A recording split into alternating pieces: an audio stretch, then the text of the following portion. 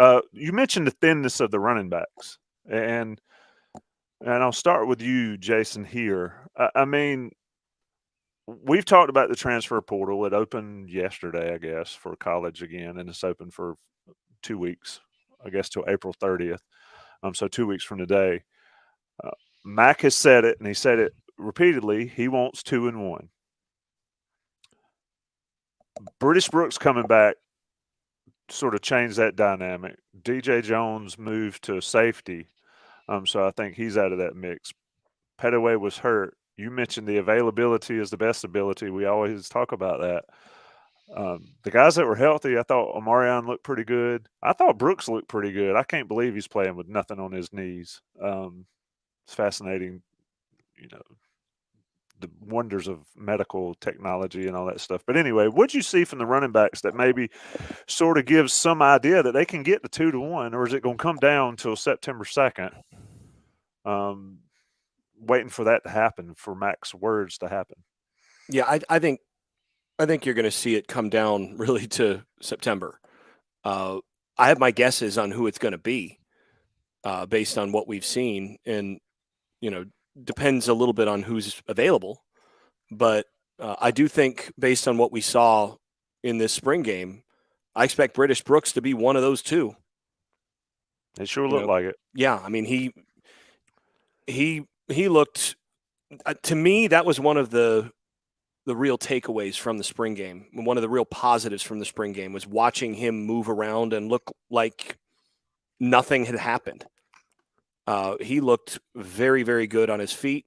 The burst that he had toward the end of the 2021 season looked like it was all there, and he looked like a dynamic runner. And the thing that stood out again is he had really learned how to set up blocks and how and his vision was the thing that came on at the end of that 2021 season. That, and also being able to break tackles, which we know he can do at this point. But if he brings that kind of burst and vision to the running game, he's going to be probably the number one. Then it's a matter of finding number two. And I think there's a huge battle for number two. I don't know who number two is going to be, but I think British Brooks right now would have my money on being the number one because of his ability to set up his blocks and just burst and break some tackles. Yeah, I mean, you've got Brooks, you've got Hampton, you've got Petaway, you've got Elijah Green that's played a ton of football. Caleb Hood. And you got Caleb Hood. That's that availability deal. I mean, where does it shake out, Buck? Who knows? The one thing we can tick a box on is that British Brooks caught 2 passes yesterday. In his entire history at UNC, the goose egg on pass receptions. And one of them he caught in skeleton drills. Yeah, but he showed good form. I mean, and I think that might also be a little bit of a tip off that the running backs may be a little bit more involved in the passing game under Chip Lindsey. I think that's kind of something that he folds into his offense that wasn't nearly as much a part of. After going to the coaching clinic, I can say with great confidence, Buck, that you are 100% right. Well, that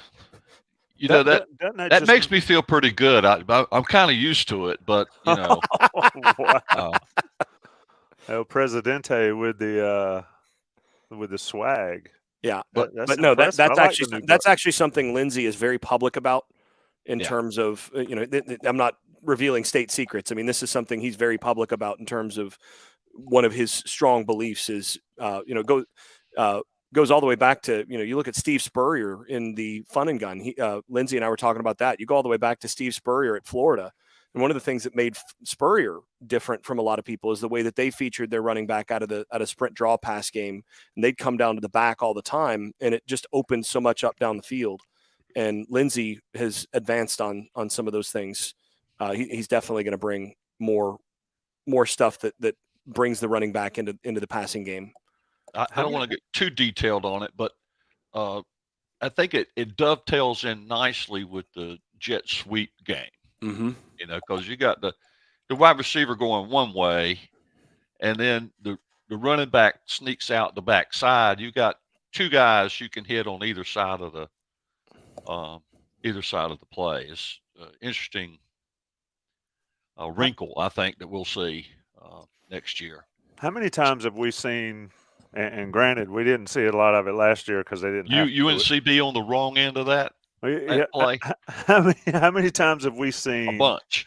a running back sitting out in a flat or over on the sidelines, just wide open, that check down, and Carolina never did that enough, I don't think. It's free over the last yards. several years. It is absolutely free. I mean, it was like the opposing running back against Carolina was just over there.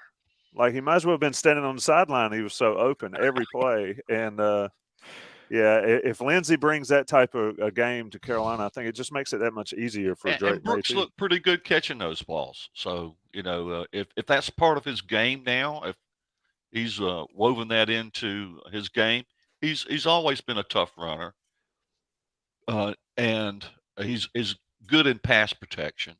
If he can add that third element of being a reliable pass catcher out of the backfield, he's a guy you know could be a 3-down guy. You know, so. What you got, Jason, before we close it out? The other guy that is going to be really interesting, and again, it's about availability. The other guy that really can catch it is Caleb Hood, and you know George Pettaway, of course, as well. I mean, obviously knowing what he I mean, he could line up at receiver. Pettaway is a good enough receiver to line up at slot and be a threat. So I mean, they got three guys really there that are very, very comfortable catching the football. I think. Hampton, I haven't seen him do it as much. So I don't know. And then obviously Green, he had some catches last year. I don't think he's quite as natural a catcher. He's had to really work at it, but they're going to have guys that are going to be able to catch out of the backfield. They got a lot of options there. They're going to narrow it. It's going to narrow one way or another, whether it's by injury or portal or somebody just being content sitting and watching. But they've got to get it narrowed down.